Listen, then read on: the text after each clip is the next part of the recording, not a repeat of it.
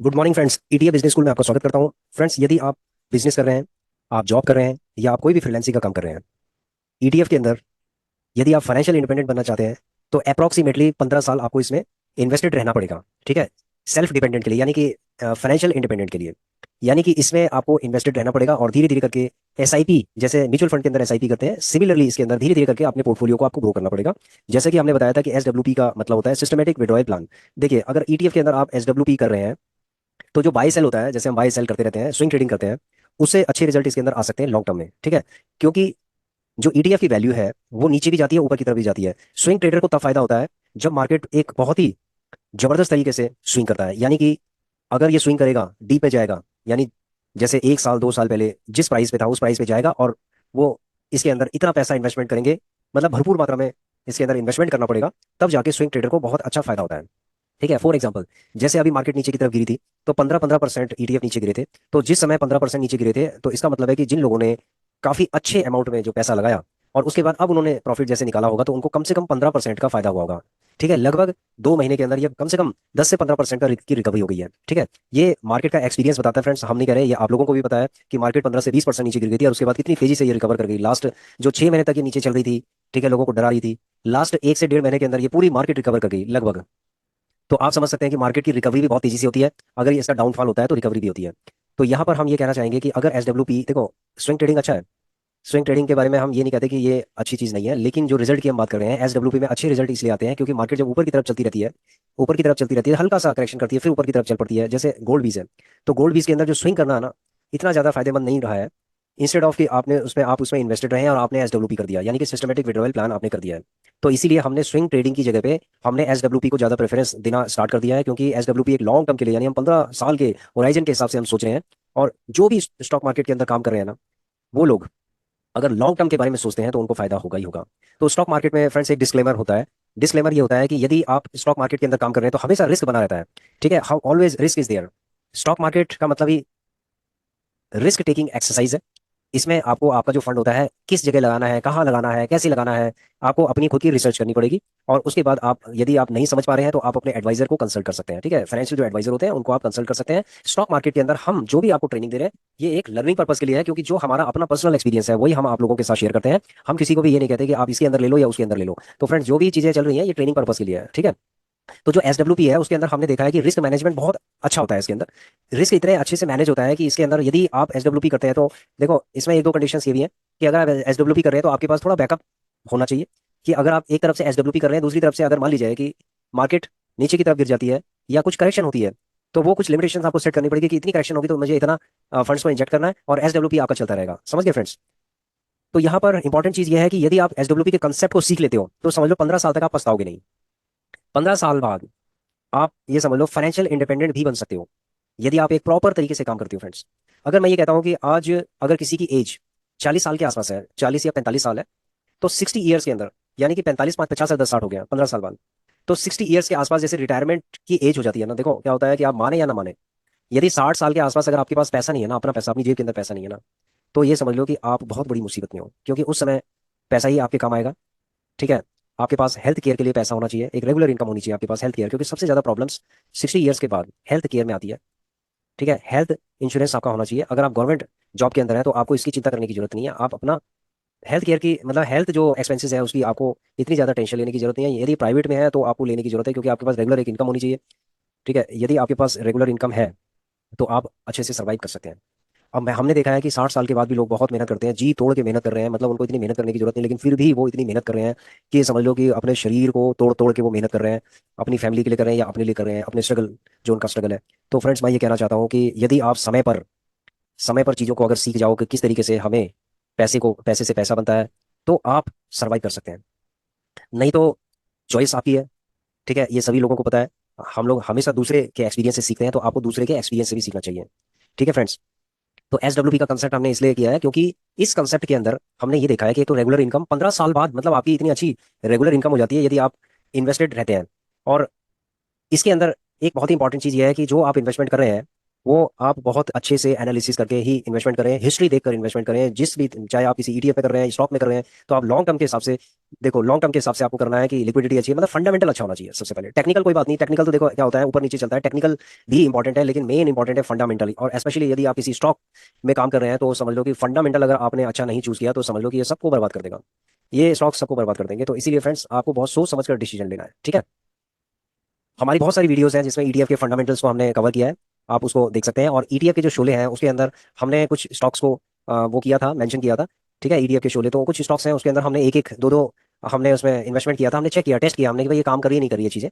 तो हमने एक चीज़ देखा है, हमने एक वीडियो देखी थी, जो निफ्टी से, जो निफ्टी के स्टॉक्स हैं उनसे स्विंग ट्रेडिंग में कितना अच्छा खासा पैसा बनता है। तो जो निफ्टी 50 है, देखो ये जो निफ्टी 20 है, यानी कि ईटीएफ है, ईटीएफ से ही निकाले गए ये स्टॉक्स हैं।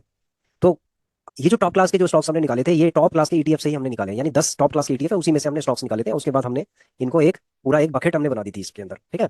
तो कोई भी अगर स्टॉक्स में काम करना चाह रहे हैं तो सबसे पहले हमारी, मतलब एज ए ट्रेनर हमारी ये राय है कि आप लोग सबसे पहले बहुत जो 100% जो सेफ चीज़ है ना, पहले उसमें आपका काम करना चाहिए। चॉइस आपकी है, 100% जो चीज़ है उसके अंदर काम करना चाहिए, उसके बाद जाके आपको हायर रिस्क के अंदर जाना चाहिए। समझिए फ्रेंड्स, तो रिस्क मैनेजमेंट बहुत जरूरी है, इसी चीज़ को हम रिस्क मैनेजमेंट कहते हैं। तो एसडब्ल्यूपी के अंदर फ्रेंड्स हम किस तरीके से, थोड़ा एक ग्लिम्स हम देख लेते हैं पोर्टफोलियो का, तो उसके बाद फिर हम आगे चलते हैं। देखिए फ्रेंड्स, जैसे ये पोर्टफोलियो हमारा एक छोटा सा माइक्रो लेवल का पोर्टफोलियो, मैं ये नहीं कहूंगा कि ये बहुत बड़ा, मतलब बहुत अच्छा पोर्टफोलियो है, लेकिन ठीक है, हम धीरे धीरे करके, अगर हमने 500,000 से स्टार्ट किया है तो लगभग ये 368 यानी 370 के आसपास है। तो ये छोटा पोर्टफोलियो है, बहुत बड़ा पोर्टफोलियो नहीं है। और छोटे छोटे से ही पैसा बनता है। जब हमारी सोच थी कि भाई हम 500,000 हज़ार रुपये हम इन्वेस्टमेंट करेंगे और हम 1 लाख का हम पोर्टफोलियो तैयार करेंगे, तो 1 लाख के बारे में पहले हम सोचते थे कि जब हम शुरू शुरू में जब हम 500,000 200 500,000 2,000 रुपये जब हम इन्वेस्टमेंट करते थे तो हम सोचते थे यार कभी हमारा 1 लाख का पोर्टफोलियो होगा क्या। आज हम ये सोचते हैं कि यार हमारा 10 लाख का पोर्टफोलियो होगा क्या, 1 मिलियन का पोर्टफोलियो होगा क्या हमारा, ठीक है। तो आज हम, कल हम ये सोचेंगे कि हमारा 5 मिलियन का पोर्टफोलियो होगा क्या, फिर हम ये सोचेंगे कि 10 मिलियन का पोर्टफोलियो होगा क्या। देखिए फ्रेंड्स, अगर 10 मिलियन यानी 1 करोड़ का अगर आपका पोर्टफोलियो हो जाता है तो समझ लो कि आप फाइनेंशियल फ्रीडम की तरफ आप चले गए, यानी कि एक कदम आपने ना दरवाजे के अंदर आप चले गए, फाइनेंशियल फ्रीडम के दरवाजे के अंदर, मतलब डोर में आपने एंट्री कर दी है, समझ लो, ठीक है। और वहां से आपकी फाइनेंशियल फ्रीडम स्टार्ट हो सकती है, यदि आप सेम सिस्टम के साथ आप काम करते करते रहो, कि आप अपने सिस्टम को ना बदलो। जिस सिस्टम से आपने 1 CR बनाया है इन्वेस्टेड रह के, इन्वेस्टमेंट के थ्रू धीरे धीरे करके, आप उसी प्रोसेस को अगर 1 CR के बाद भी फॉलो करते हो तो 1 से आपका 2 होगा, 2 से 5 होगा, इस तरीके से आप अपग्रेड करते जाएंगे। क्योंकि अगर कोई भी सिस्टम अगर काम कर रहा है ना तो वो लॉन्ग टर्म में भी काम करेगा और बहुत अच्छा करेगा। अगर आपने उस सिस्टम में थोड़ी सी भी गड़बड़ की, यानी कि अपने सिस्टम को आपने चेंज कर दिया, या आपने कुछ हायर रिस्क ऐसे ले लिया कि भाई आप पहले ईटीएफ में काम कर रहे थे, अब आपने ऑप्शन ट्रेडिंग में काम कर दिया, आपके पास पैसा आ गया, आप ऑप्शन ट्रेडिंग में काम कर दिया, वहां आप सारा पैसा बर्बाद कर दोगे, यानी कि आपने अपने सिस्टम को बदला तो आप बिल्कुल बर्बाद हो गए हो। तो सिस्टम हमेशा इंप्रूव्ड सिस्टम होना चाहिए, जो सिस्टम जिस पे काम कर रहे हो उसके अंदर ही रिसर्च करके आप उसी सिस्टम को आप चेंज करके, और उसी में आप 100% सिक्योरिटी वाले मॉडल पे आप चल सकते हो, मतलब 100% रिस्क मैनेजमेंट के साथ आप चल सकते हो। देखो जैसे सपोज हमारा ईटीएफ पे स्विंग ट्रेडिंग था, वो सेफ था, हमने एसडब्ल्यूपी की तरफ गए, यानी कि हमने उसको अपग्रेड किया है। स्विंग ट्रेडिंग है, एसडब्ल्यूपी के अंदर भी स्विंग ट्रेडिंग है, इसके अंदर ही छुपी हुई है स्विंग ट्रेडिंग, लेकिन हमें रेगुलर इनकम भी जनरेट हो रही है। हमें पता है कि भाई गोल्ड अगले 5 साल के अंदर ये कम से कम डबल ट्रिपल हो जाएगा, ठीक है, 200% का रिटर्न दे सकता है अगले 5 साल के अंदर। तो हमें पता है इस चीज़ का, भाई ये दे सकता है, हमने इसका इतिहास भी देख लिया है। तो हमें इसमें एसडब्ल्यूपी करने में कोई दिक्कत नहीं है। सिमिलरली निफ्टी बीस में हमने देखा, सिल्वर बीस के अंदर देखा, एलटी गिल्ड बीस के अंदर देखा, तो इन चारों के अंदर देखा, तो चारों से हमने म्यूचुअल फंड तैयार कर लिया अपना, ठीक है फ्रेंड्स। तो अभी मैं जो पोर्टफोलियो अभी बहुत, मतलब माइनर नेगेटिव है, ठीक है, यानी कि ये किसी टाइम में 10% के आसपास था, यानी 30-31 हज़ार माइनस चल रहा था, आज ये देखो कितना रिकवर कर गया है, 10-12% से ये रिकवर कर गया है। इसका मतलब ओवरऑल मार्केट 10-12% ऊपर आ चुकी है, ठीक है। तो हम लोग अभी ऑलमोस्ट सेफ जोन के अंदर है, ठीक है। अगर मार्केट एकदम से क्रैश ना कर जाए कि 3% नीचे एकदम से गिर जाए, वो एक अलग मैटर है। तो यहाँ पर अगर मैं बात करूँ एल टी गिल की, जैसे सपोज एल टी गिल है, इसमें 4,000 समथिंग हमारी क्वांटिटी है। इसमें मैंने एक एक्सेल में एक वो भी बनाया था, चार्ट भी जैसे मैंने बनाया था, ये देखिए मैं चार्ट के ऊपर थोड़ा सा रिसर्च कर रहा था कि हमारे जो हमारा पोर्टफोलियो है उसमें मैंने ईटीएफ की कुछ, ईटीएफ जो भी ईटीएफ है मैंने लिए, उसके बाद मैंने इन्वेस्टेड अमाउंट कितना है वो सारा लिया, क्वांटिटी किसकी कितनी है वो लिया, ठीक है, ये क्वांटिटी ली हमने, उसके बाद एवरेज प्राइस लिया, उसका हमने एक चार्ट बनाया। अब चार्ट में देखो आपको क्लियर कट दिखाई दे रहा होगा कि ये वाला जो बार है, ये वाला जो पोल है, ये देखो सबसे लंबा है, तो इसका मतलब ये किसका है, एल टी गिल का है, इसमें 1,14,280 है। तो ये सारे के सारे ईटीएफ को हम, ठीक है, सारे ईटीएफ को हम एनालाइज कर सकते हैं, सारे को कि किसमें क्या सिचुएशन चल रही है, चार्ट के थ्रू कर सकते हैं। इसीलिए मैंने कहा था कि आप एक्सेल में, एक्सेल आप सीखते रहो। अगर आप एक्सेल सीखते हो तो आपको इन चीज़ों का बड़ा फायदा होगा कि अपने ही, जो देखो कल आज आज आपका मान लीजिए 1 लाख का पोर्टफोलियो है, कल आपका 10 लाख का होगा, 20 लाख का होगा, 50 लाख का होगा, 1 करोड़ का होगा, वहां पर आपको एक्सेल आना चाहिए, वहां पर आप एनालिटिक्स करेंगे, ठीक है, कि कौन सी चीज़ सही है कौन सी नहीं है, कहाँ पर आपको प्रॉब्लम्स आ रही हैं। तो जो भी एनालिटिक्स के बाद निकलेगा ना उस पर आप कुछ ना कुछ डिसीजन लेंगे, समझ रहे हो। तो इस पोर्टफोलियो के अंदर एलटी गिल्ड भी इसका हमारा सबसे ज्यादा था, अब देखिए यहाँ पर लगभग एक महीना हो गया, एक महीने में इसने लगभग 1.30% का रिटर्न दे दिया है। ठीक है, जैसे लोग कहते हैं कि यार ये 8% के आसपास देता है, मैं मानता हूँ कि 8% के आसपास रिटर्न होता होगा, एफडी के बराबर होता होगा। लेकिन लास्ट 1 मंथ में इसने 1% से ऊपर का रिटर्न दे दिया, तो इस पे एसडब्ल्यूपी हम कर सकते हैं। तो जितना ये ऊपर जाएगा उतना हम इसमें एसडब्ल्यूपी कर ही रहे हैं, और अगर ये नीचे जाएगा तो हम इसके अंदर बाय कर सकते हैं। ठीक है, तो इसके लिए हमने क्या किया, एक गूगल शीट बनाई है, उसको भी मैं आपको दिखाऊंगा कि गूगल शीट हमने कैसे बनाई है। ठीक है, ये सारे ईटीएफ ही है। ये देखिए, ये तो हमारा था फर्स्ट पोर्टफोलियो। दूसरा पोर्टफोलियो है हमारा, ये भी ऑलमोस्ट रिकवर्ड है। ये देखिए 0 मतलब 1% से भी कम रह गया, तो ये देखो 13% तक ये चला गया था। लगभग इसमें 1,40,000, 1 लाख सॉरी 1,30,000 के आसपास इसमें माइनस हो गया था। तो फ्रेंड्स ये काफी कुछ रिकवर कर गया। इसका मतलब है कि अगर मार्केट एकदम से क्रैश ना करे तो हम लोग अभी सेफ जोन में चल रहे हैं, मतलब ब्रेक इवन पे चल रहे हैं। ठीक है, अब हम नीचे चलते हैं। कुछ ईटीएफ ऐसे हैं जो हमारे पॉजिटिव उसमें आ गए हैं। ठीक है, जैसे निफ्टी बीज है, सिल्वर बीज है, तो ये सब आ गए हैं हमारे। ठीक है, सीपीएससी है जैसे, ये भी आ गया है। गोल्ड बीज हमारा आ गया है पॉजिटिव इसमें। ठीक है, तो ऐसे करके ये सब आ गया है। तो 28 ईटीएफ्स है। इनमें से कुछ ऐसे हैं कि जो 6-6% अभी माइनस है, कुछ है ऐसे 6, 7, 8%, 9%, 13% है। कोई नहीं, हमने क्या कहा था कि हम इनको सेल नहीं करेंगे। ठीक है, हम इसमें इन्वेस्टमेंट भी नहीं करेंगे तो सेल भी नहीं करेंगे। तो यहाँ पर अभी एसडब्ल्यूपी का जो प्लान है उसको हमने टोटल इंप्लीमेंट करने का विचार किया है। और इसमें जो गूगल शीट है हमारी, वो हम आपको दिखाएंगे कि गूगल शीट हमारी क्या है। ये देखिए, ये गूगल शीट है फ्रेंड्स, इसको अच्छे से समझ लेना। ठीक है, ये गूगल शीट मैं तभी आप लोगों को शेयर करूंगा जब मेरे पास 100 से ज्यादा कमेंट होंगे, तो मैं 100 से ज्यादा लाइक होंगे, तो मैं इस गूगल शीट को जरूर आपके साथ शेयर करूंगा। ठीक है फ्रेंड्स, तो देखिए जैसे सपोज एल टी गिल्ड बीस के अंदर मैं एस डब्ल्यू पी करता हूँ, ये शीट हर किसी के लिए अलग अलग बनेगी। जैसे ये है एस डब्ल्यू पी, यहाँ पर लिखता हूँ मैं एल टी गिल्ट 20। अब जैसे आप लोगों का क्वेश्चन होगा कि सर एक ही शीट के अंदर ये सारी चीजें नहीं आ सकती क्या, कि एल टी गिल्ड 20 भी आ जाए, निफ्टी 20 भी आ जाए। देखो, इसमें अलग अलग शीट बनाने का मेरा पर्पज ये है कि 28 अगर ईटीएफ है तो 28 शीट होंगी। उसका कारण ये है कि ये आपका एक बिजनेस है फ्रेंड्स। आपको 28 दुकानें अगर आपने खोली है ना, तो 28 दुकानों में आपको ध्यान देना पड़ेगा। ये नहीं है कि आप 28 जो शॉप्स हैं उसके अंदर आपने किसी को इग्नोर कर दिया, ऐसा नहीं कर सकते आप। 28 अगर आपके एस एस डब्ल्यू पी में लगे तो 28 का होगा। वैसे हम 10 से ज्यादा नहीं करेंगे, हम 10 शॉप्स ही हमारे लिए सफिशिएंट होंगी। ठीक है, जो मैंने आपको बताया था कि 10 ईटीएफ है जिनके अंदर एस डब्ल्यू पी हो सकता है। तो एल टी गिल्ड बीस के अंदर एक एग्जांपल मैं दे रहा हूँ कि एल टी गिल्ड बीस से सपोज हम स्टार्ट करते हैं। तो रिकॉर्ड डेट है, जिस डेट को हमने रिकॉर्ड करना है, सपोज हमने 24 तारीख को रिकॉर्ड किया है कि हमने अपने उसके अंदर देखा, डीमेट अकाउंट के अंदर देखा और हमने रिकॉर्ड करना स्टार्ट कर दिया। देखो, रिकॉर्ड किया कि हमने एवरेज प्राइस उसका हमने देख लिया कि हमारा एवरेज प्राइस क्या था, किस प्राइस पे हमने इसको लिया था, ओवरऑल जो 4,000 क्वांटिटी है। उसके बाद अभी इसका प्रेजेंट एलटीपी कितना चल रहा है, 28 रुपये 95 या 94 के आसपास चल रहा है। टोटल इन्वेस्टेड अमाउंट कितना है, करंट प्राइस कितना है, डेट ऑफ एसडब्ल्यूपी। अब यहाँ से हमारा स्टार्ट होता है एसडब्ल्यूपी की। ठीक है, एसडब्ल्यूपी, इसको थोड़ा सा हम डिफरेंट कलर भी दे सकते हैं। ठीक है, ये थोड़ा सा डिफरेंट कलर हमने दे दिया, ये कलर हमने डिफरेंट दे दिया, तो आगे भी हम ऐसे कलर कर लेंगे इसको। ठीक है, ये कलर हमने कर दिया। तो ये एक डमी एंट्री है, ये समझ लो कि ये डमी एंट्री है जो मैं आपको बता रहा हूँ। देखो, ये एल टी गिल्बीज के अंदर हम गए हैं अपने पोर्टफोलियो के अंदर। ये एल टी गिल्बीज है, देखो एवरेज प्राइस इसका है 28 रुपये 57 पैसे। ठीक है, 28 रुपये 57 पैसे है। एलटीपी इसका 28 रुपये 95 पैसे आ रहा है। ठीक है, ये इसमें थोड़ा बहुत एरर आती है, डेविएशन होता है हल्का सा, 1 पैसे का डेविएशन हो सकता है, 94 95 पैसे का। 4,000 क्वांटिटी है, इन्वेस्टेड अमाउंट इतना, करंट अमाउंट इतना है। उसके बाद डेट ऑफ एसडब्ल्यूपी, सपोज हम एसडब्ल्यूपी करते हैं 7/6/2025 को। ठीक है, एसडब्ल्यूपी हमने किया, तब एसडब्ल्यूपी का रेट कितना था, 29 रुपये 10 पैसे था। उस समय एसडब्ल्यूपी का प्राइस क्या था, जो हमने जिस प्राइस पे हमने उसको सेल किया, यानी कि सेल प्राइस हो गया ये एसडब्ल्यूपी प्राइस। उसके बाद क्वांटिटी कितनी रही, क्वांटिटी हमने 35 क्वांटिटी हमने ये फॉर्मूला हमने लगा रखा है कि हमें 9 मतलब 9%, 0.9% हमने इसको निकाला, यानी 1% से कम। ठीक है, मंथली, मंथली 1% से कम हमने किया है, क्योंकि 12% हो जाता है साल भर का। तो इसका मतलब है कि 9% अगर हो गया तो लगभग 10 पॉइंट समथिंग % के आसपास हो जाएगा, ऑलमोस्ट 11% से के आसपास, 10 to 11%। ठीक है, आप इसको 0.8% भी कर सकते हैं। उसके बाद एस डब्ल्यू पी जो अमाउंट है वो हम इतना विड्रॉ करेंगे इसके अंदर। ठीक है, इसको हम कलर इसका चेंज कर लेते हैं। ठीक है, एस डब्ल्यू पी, इस अमाउंट को हम विड्रॉ करेंगे। इसमें कोई भी ब्रोकरेज, सारी चीजें इसमें इंक्लूड नहीं है। हमने जो अमाउंट हमारे उसमें आएगा वो अमाउंट है ये। ठीक है, इसमें ब्रोकरेज एक्सक्लूडेड है, यानी ब्रोकरेज जो चार्जेस है या जो एसटीटी वगैरह जो चार्जेस हैं वो सारे चार्जेस आपके को हटा के आएंगे। ठीक है, वो अलग से डिडक्ट होगा, वो हमने अभी मेंशन नहीं किया है। तो जब हम इसको प्रैक्टिकली इंप्लीमेंट करेंगे और जब हम उसके अपने रिपोर्ट को जब हम निकालेंगे तो उसमें हम चेक कर लेंगे कि कितना अमाउंट हमारा इसके अंदर कटा है, डीपी चार्जेस कितने कटे हैं, ब्रोकरेज चार्जेस अगर नहीं कटे हैं तो एसटीटी चार्जेस कितने कटे हैं, तो वो सारी चीज़ें हम यहाँ पर मेंशन कर सकते हैं। ठीक है, बहुत ही माइनर होता है वैसे, हम उस डीमेट अकाउंट को हमें यूज करना चाहिए जिसके अंदर बहुत ही माइनर हो। उसके बाद है balance quantity after S W P करने के बाद जब आपने मान लीजिए 35 निकाल दिए तो आपके पास कितने बचे? आपके पास 4,000 में से तो 3965 बचेंगे।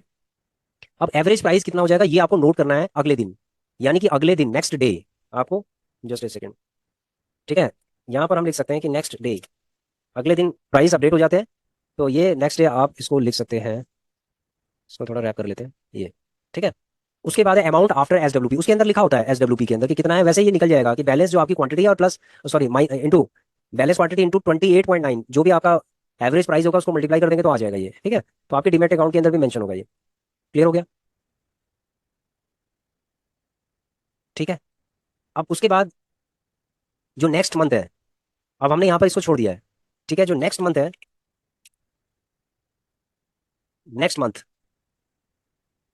इंक्रीज और डिक्रीज, देखो ये डी वाला जो है, डी वाला कहाँ पर है, ये एलटीपी है, एलटीपी को हम दोबारा से यहाँ ले लेते हैं, समझने के लिए ले लेते हैं, वैसे जरूरत नहीं है। ये देखिए, इसको ए वन करना पड़ेगा, ए थ्री करना पड़ेगा, इसको हम ए थ्री कर लेते हैं। आ गया? ठीक है, जो भी इसका एलटीपी होगा नेक्स्ट मंथ।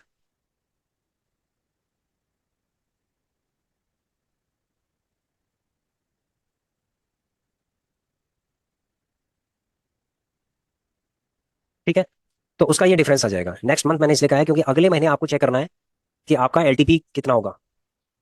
ठीक है, अगले महीने मतलब after, not next month, after S W P.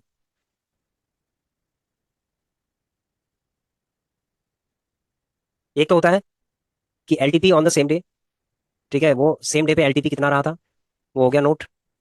उसके बाद इसको भी हम नोट कर लेते हैं यहाँ पर, इसको हम टेक्स्ट के फॉर्म में भी लिख सकते हैं, LTP on the same day, ये एलटीपी वाला हो गया, एसडब्ल्यूपी जो प्राइस है वही एलटीपी होगा on the same day, SWP price हो गया। ठीक है, उसके बाद हो गया हमारा, ये कैलकुलेशन को थोड़ा सा वो समझने के लिए हमने यहाँ पर कर दिया है। ठीक है, सेम चीज अब देखिए, आप इसको हम ओ कर लेते हैं, इसको ओ कर लिया। उसके बाद इसको हमने ले लीजिए। अब यहाँ पर आप देखेंगे कि अगले महीने या बीच में एसडब्ल्यूपी के पास ये इसका प्राइस इंक्रीज या डिक्रीज होता जाएगा, जैसे सपोज एलटीपी अगर इंक्रीज होगा तो इसका प्राइस भी इंक्रीज होगा, जैसे मान लीजिए 29 में कर देता हूँ इसको, तो देखो अगर मैं इसको 30 कर देता हूँ तो देखो 1% हो गया। ठीक है, ये परसेंटेज के फॉर्म में 3.80% हो गया, अगर ये 30 कर देता हूँ मैं इसको, अगर मैं इसको 29.50 करता हूँ, यानी कि एलटीपी बढ़ रहा है, जो एवरेज प्राइस से अगर ये बढ़ेगा एलटीपी तो इसका मतलब हमें फायदा होगा। ठीक है, वही चीज़ हमने यहाँ पर लिखी है, 60 पैसे बढ़ गया, 2% बढ़ गया, इसका मतलब है कि कितना अमाउंट बढ़ेगा यहाँ पर, ये अमाउंट इंक्रीज या डिक्रीज हो रहा है, ये देखिए ये इंक्रीज हो गया अमाउंट, ये वाला जो अमाउंट इंक्रीज हो चुका है, ये कौन सा वाला अमाउंट है, देखो जो हमने निकाल दिया उसको आप हटा दीजिए, उसके अलावा ये जो अमाउंट है ये इंक्रीज हो चुका है, तो इसी, यही जो अमाउंट है यही अमाउंट विड्रॉ होगा अगले महीने। ठीक है, अब देखिए सपोज यहाँ पर मैं ये कहता हूँ कि ये 29.10 हो गया है, 28 हो गया है सपोज। ठीक है, ये सपोज 28 हो गया है। ठीक है, ये मान लेते हैं, और ये हो गया 28।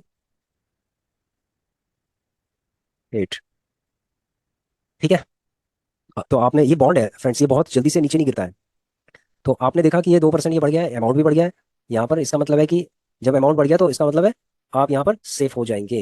अगर ये इसमें कंडीशनल फॉर्मेटिंग लगा लेते हैं, एक दूसरी एक कंडीशनल फॉर्मेटिंग लगा लेते हैं, फॉर्मेट कंडीशनल फॉर्मेटिंग, दूसरा रूल ले लेते हैं, रूल ये लेते हैं हम, इसके अंदर अगर इसकी वैल्यू, ठीक है, ग्रेटर देन होती है, ग्रेटर देन जीरो, ठीक है, तो ये आपका रेड दिख, सॉरी ग्रीन दिखा दे, ये देखिए बन गया रूल, ये आ गया। अब ये देखो ये ग्रीन है, इसका मतलब इसमें से विड्रॉ होगा, इसमें से विड्रॉ होने के, विड्रॉ तो होगा इसमें से, लेकिन इसके अंदर इन्वेस्टमेंट भी हो सकता है। कैसे होगा, ये देखिए,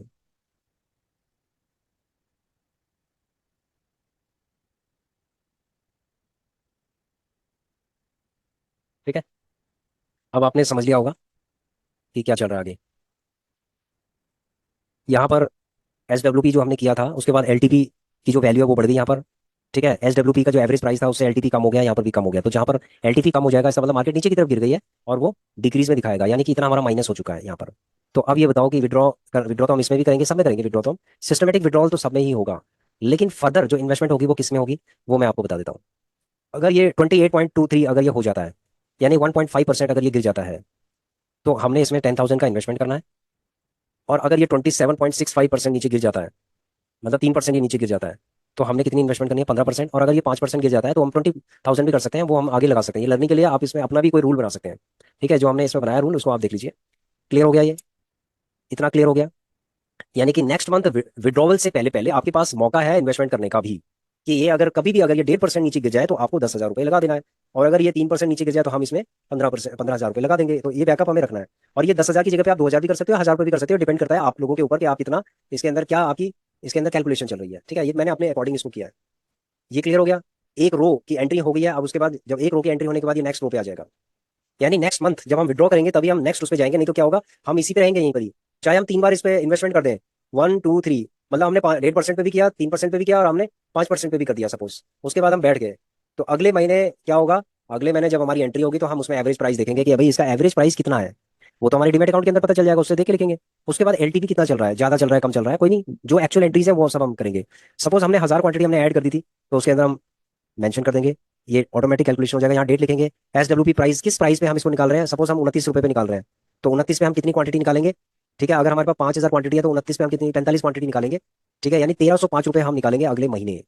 उसके बाद 49,155 क्वांटिटी हमारी रह जाएगी। और इसी तरीके से हमारा एवरेज प्राइस आफ्टर एसडब्ल्यूपी, जो एवरेज प्राइस अगले दिन, ये एंट्रियां सब अगले दिन होगी सब। ठीक है, ये नेक्स्ट डे एंट्री होगी है। उसके बाद ये अपने आप निकल जाएगा, एलटीपी अपने आप दिख जाएगा आपको, ये इंक्रीज है डिक्रीज हो रहा है, ये सारा पता चल जाएगा, ऑटोमेटिक पता चल जाएगा। ये भी ऑटोमेटिक सब है। ठीक है, यहाँ पर भी ऑटोमेटिक है, ये सारा ऑटोमेटिक है। तो अब देखो 1.5% से ऊपर हो गया, 1.7% हो गया, तो इसका मतलब 10,000 इसके अंदर हम इन्वेस्टमेंट कर सकते हैं। जब हमने इसमें 10,000 का इन्वेस्टमेंट कर दिया ना, तो आगे कुछ भी करने की जरूरत नहीं है, सिर्फ इसको आप हाईलाइट कर दीजिए कि हमने इन्वेस्टमेंट कर दिया है। ठीक है, इसमें इन्वेस्टमेंट इन्वेस्टमेंट कर दिया। उसके बाद फिर अगले महीने हम चलेंगे, तो आप जब चेक करेंगे तो आपको पता चल जाएगा भाई कि एवरेज प्राइस इसका कम हो चुका है। मान लीजिए 28.50 सपोज एवरेज प्राइस हो गया। ठीक है, अब देखो 28.50 एवरेज प्राइस है, 28.95 इसका एलटीपी चल रहा है, इसको 29 लिख देते हैं, सॉरी। ठीक है, अब आप देखेंगे कि हमारा इन्वेस्टेड अमाउंट भी बढ़ गया है। यहाँ डेट लिखेंगे, एसडब्ल्यूपी प्राइस कितना है, एसडब्ल्यूपी प्राइस सपोज 29.20 है। ठीक है, तो इसमें कितनी क्वांटिटी निकलेगी, 53 क्वांटिटी निकलेगी फ्रेंड्स इसकी। ठीक है, 29 में सपोज निकालना है हमें, 53 क्वांटिटी निकलेगी। इस बार हम 1,537 रुपये निकालेंगे। क्यों निकालेंगे, क्योंकि हमारा इन्वेस्टेड अमाउंट भी बढ़ गया है। तो हमारा जो भी विड्रॉवल होगा वो इन्वेस्टेड अमाउंट पे होगा, करंट वैल्यू पे नहीं होगा। उसके बाद बैलेंस क्वांटिटी हमारी कितनी बच गई है वो हम इसमें लिखेंगे। ठीक है, एसडब्ल्यूपी के बाद नेक्स्ट डे जो हमारी एंट्री होगी वो देखेंगे कि एवरेज प्राइस इसका कितना हो गया। यानी कि जो फंड हम निकाल देंगे, जो क्वांटिटी हम निकालेंगे, तो उसके बाद जो हमारा डीमेट अकाउंट के अंदर ऑटोमेटिक कैलकुलेशन होगी, उस कैलकुलेशन में के बाद वहां पर एक एवरेज प्राइस दिखाई देगा और टोटल अमाउंट दिखाई देगा, क्वांटिटी दिखाई देगी। तो उससे हमारा टोटल अमाउंट निकल जाएगा आफ्टर एसडब्ल्यूपी। उसके बाद एलटीपी, एसडब्ल्यूपी करने के बाद जो एलटीपी होगा, यानी कि जो करंट एलटीपी होगा वो दिखाई, इसमें हम एंट्री भी कर सकते हैं कि आफ्टर एसडब्ल्यूपी के बाद एलटीपी कितना है। ठीक है, ये करंट एलटीपी भी हो सकता है, इसमें हमने इसको लर्निंग के लिए यहाँ पर लिखा है, नहीं तो फिर हम कैलकुलेशन वहीं से कर सकते हैं जो एक्चुअल एलटीपी है। उसके बाद ये डिक्रीज हुआ, इंक्रीज हुआ, सपोज ये डिक्रीज हो गया, 1 रुपये 10 पैसे डिक्रीज हो गया, तो ये 3 रुपये, सॉरी 3.78 यानी 3.80% ये माइनस हो चुका है। यानी कि 6,541 रुपये हमारे माइनस दिखा रहे हैं। तो अब हमें क्या करना है, हमें ये वाला स्टेप स्किप करके, और जो नेक्स्ट है ये वाला है, हमें 15,000 रुपये इसके अंदर इन्वेस्टमेंट करना है। यहाँ पर आप सिंपली यहाँ पर इसको हाईलाइट आप कर दीजिए, जैसे आपने इन्वेस्टमेंट कर दिया तो ये कर दीजिए, और यहाँ पर हमने ये वाला इन्वेस्टमेंट किया था तो ये कर दीजिए। बस ऐसे करके इससे पता चल जाएगा कि आपने इतना इन्वेस्टमेंट कर दिया है। अब जब ये इन्वेस्टमेंट कर दिया तो अब हम अगली जो हमारी एंट्री होगी इसमें एवरेज प्राइस में डिफरेंस आएगा, क्वांटिटी में डिफरेंस आएगा, अमाउंट इन्वेस्टेड में डिफरेंस आएगा, तो बहुत चीज़ों में डिफरेंस आ जाएगा। ठीक है, और फिर दोबारा से एंट्री होगी, ऐसे ही आपका ये वाला अमाउंट भी बढ़ता जाएगा। समझ लो फ्रेंड्स। तो ये हमारा क्या बढ़ता जाएगा, ये वाला एसडब्ल्यूपी बढ़ता जाएगा। तो 12 महीने में सपोज 12,000 भी अगर आपके निकल रहे हैं, 20,000 रुपये के आसपास भी अगर आपका निकल रहा है, ठीक है, 1,000 रुपीज पर मंथ भी अगर आपका निकल रहा है इससे, एल टी गिल्ड बीस से, एल टी गिल्ड बीस से आपका कितना निकल रहा है, 1,000 एवरेज में लगा लेता हूँ कि हो सकता है कि किसी महीने आपका बराबर विड्रॉ होगा तो कोई दिक्कत नहीं है। ठीक है, तो ये है सिर्फ ए का। अब मैं सपोज मेरे पास 10 ईटीएफ है। ठीक है, मेरे पास 10 ईटीएफ है, तो इस साल सपोज मैंने क्या किया है, 10,000 रुपये मैंने निकाला, 1,000 1,000 रुपये किया ना मैंने, तो 12,000 रुपये तो एक का हो गया। ठीक है, मेरे पास 10 है, 10 ईटीएफ है, यानी 12 महीने का 12,000 हो गया, इंटू 10 हो गया। यानी कि मैंने विड्रॉ कितना कर लिया फ्रेंड्स, 1,20,000 रुपये के आसपास में विड्रॉ कर सकता हूँ। 1,20,000 में विड्रॉ कर सकता हूँ इसी सिस्टम से, और अगले साल ये अमाउंट बढ़ता जाएगा। जो क्वांटिटी जितनी बढ़ेगी, इसका मतलब क्वांटिटी का गेम है, जितनी क्वांटिटी बढ़ती जाएगी उतना ही आपका इन्वेस्टेड अमाउंट बढ़ता जाएगा, उतना ही आपका एसडब्ल्यूपी बढ़ता जाएगा। तो अगले साल हो सकता है कि ये जो अमाउंट है आपका डबल हो जाए, 1.5 टाइम्स हो जाए। इसका मतलब है कि पहले साल आपने 1,20,000 रुपये निकाले, अगले साल आपने 2 लाख रुपए निकाले। ठीक है, फिर अगले साल और अच्छी आपकी जो क्वांटिटी है, क्योंकि आप री इन्वेस्टमेंट भी तो कर रहे हो, इस चीज को क्या है कि आप री इन्वेस्टमेंट कर रहे हो। ठीक है, उसके बाद आपका अगले साल मान लीजिए 240 के आसपास आ गया है, अगले साल फिर आपका 3 लाख के आसपास आ गया है, एक साल की बात कर रहा हूँ मैं। फिर अगले साल 4 लाख के आसपास आ गया है। ठीक है, फिर उसके बाद 5 लाख आ गया, तो एक एक लाख आपका बढ़ता जाएगा, क्योंकि अमाउंट भी आपका बढ़ रहा है, एक एक लाख आपका बढ़ता जाएगा। ठीक है, ये एक 20 हुआ, 2 हुआ, ऐसे करके आपका कंपाउंडिंग बढ़ता जा रहा है, देखिए। समझ रहे फ्रेंड्स? फिर अगले साल 6 लाख रुपए का होगा साल भर का, फिर उसके बाद 7 लाख का होगा, 7 के बाद 10 लाख का होगा। ठीक है, 10 लाख के बाद 12 लाख का होगा। अब मैं ये समझ लेता हूँ कि नेक्स्ट 1 2 3 4 5 6 7 8 9 10, अगले 5 साल तक और ये 12 लाख का होगा। अभी इसमें थोड़ा मार्जिन ऑफ सेफ्टी भी देख लेते हैं कि क्या होता है।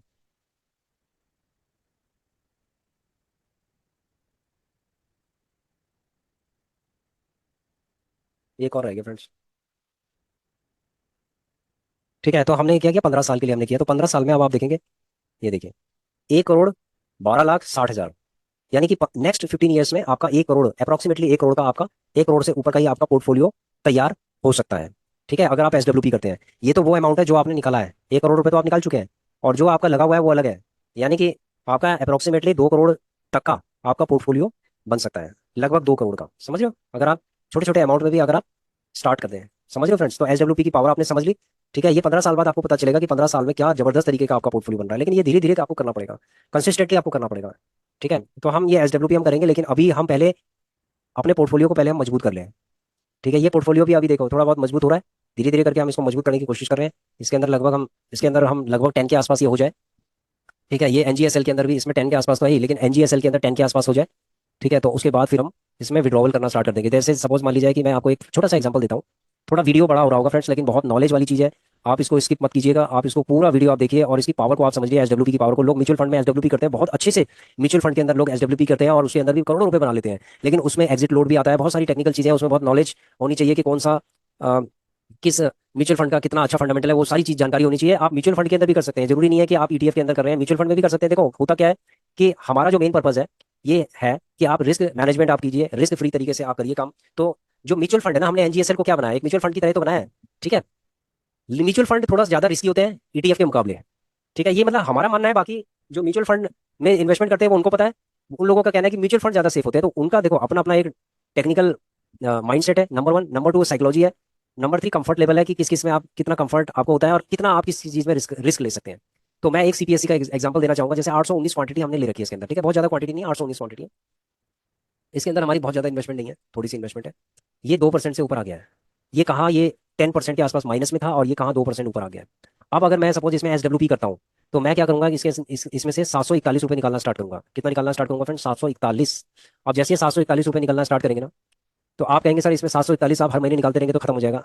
देखो फ्रेंड्स, एसडब्ल्यूपी का मैंने कंसेप्ट अभी आपको बताया, एलटी का एग्जांपल लेके। अगर ये 5% नीचे गिर गया ना, तो इसमें 10,000 की और इन्वेस्टमेंट होगी। अगर सॉरी 20,000 की और इन्वेस्टमेंट होगी, 15,000 की और इन्वेस्टमेंट होगी, 10,000 की और इन्वेस्टमेंट होगी। तो जितना ये नीचे गिरेगा यहाँ से मतलब पीछे के रास्ते इन्वेस्टमेंट होती जाएगी, और फ्रंट डोर से क्या होगा आपका, ये एसडब्ल्यूपी निकलता जाएगा। तो इसमें ये समझ लो कि there are two doors. The first door is withdrawal, आपको विड्रॉ करते जाना है। And second door is injecting your money. तो आपको इसको जैसे नीचे गिरे, 5% नीचे गिरे, लगा दो, इसमें हम लगा देंगे। तो इसको भी हम सिस्टमेटिक विड्रॉवल प्लान के अंदर लेके आएंगे। इसीलिए इसमें ना 2200 के आसपास भी हो गया था ये, 2500 के आसपास भी हो गया था ये, लगभग 2200 के आसपास दिखा रहा था, हमने इसको विड्रॉ नहीं किया। ठीक है, इसको हमने विड्रॉ नहीं किया। हम सोच रहे थे कि इसको विड्रॉ करना, लेकिन इसको भी हम एसडब्ल्यूपी के अंदर लगा सकते हैं। ठीक है, ये एसडब्ल्यूपी के अंदर लगा रहेगा, इसको भी हम लगाएंगे, एसडब्ल्यूपी के अंदर लगा सकते हैं। ठीक है, उसके बाद इंफ्रा बीस को भी हम लगा सकते हैं, एसडब्ल्यूपी में लगा सकते हैं। जूनियर बीस को हम एसडब्ल्यूपी में लगा सकते हैं। आईटी बीस को हम एसडब्ल्यूपी में लगा सकते हैं। जनरली आईटी बीस के अंदर लोग स्विंग ट्रेडिंग बहुत ज्यादा करते हैं, आईटी बीस के अंदर। एलटी गिल्ड बीस के अंदर हम लगा सकते हैं। उसके बाद निफ्टी बीस के अंदर लगा सकते हैं। गोल्ड भी इसके अंदर ऑलरेडी हो गया, पीएसयू बैंक भी इसके अंदर लगा सकते हैं, सिल्वर भी इसके अंदर लगा सकते हैं। तो ये सारे जो भी ईटीएफ है सबके अंदर हम एसडब्ल्यूपी लगा सकते हैं। ठीक है फ्रेंड्स, तो आशा करता हूँ कि आप लोगों की समझ में आ गया होगा कि हम क्या कहना चाहते हैं। ठीक है, तो जो रिकॉर्ड है, रिकॉर्ड को मेंटेन करना बहुत जरूरी है और उसको एनालाइज करना जरूरी है। समझ गए फ्रेंड्स? तो आशा करता हूँ कि आपकी समझ में आ गया होगा, एसडब्ल्यूपी का कंसेप्ट अच्छे से आ गया होगा। अगर आप इसको 15 साल तक इन्वेस्टमेंट करते हैं, फॉलो करते हैं अगर 15 साल तक, तो 15 साल में आप कितना, इतना आपके पास आ सकता है जितना आप सोच नहीं सकते। समझे फ्रेंड? हम देखो 1 करोड़ के बारे में कभी भी लाइफ में नहीं सोच सकते। एक नॉर्मल जो जॉब करने वाला है ना, वो 1 करोड़ तो उसके लिए एक सपना है। ये समझ लीजिए एक सपना है, सपना मतलब मैं क्या बताऊं। लेकिन वो सपना भी साकार हो सकता है यदि आप अपने पैसे को सेविंग करने की बजाय आप इन्वेस्ट करें और प्रॉपर तरीके से उसको इन्वेस्ट करें। ठीक है फ्रेंड्स, तो आशा करता हूँ कि आप लोगों की बहुत कुछ समझ में आ गया होगा। बाकी प्रैक्टिस का गेम है, आप प्रैक्टिस करते रहिए और अपनी नॉलेज को बढ़ाते जाइए। Knowledge begets knowledge and then it becomes a profit. ये प्रॉफिट वाला गेम है। ठीक है, प्रॉफिट तभी बनेगा जब नॉलेज गेन करोगे। धन्यवाद।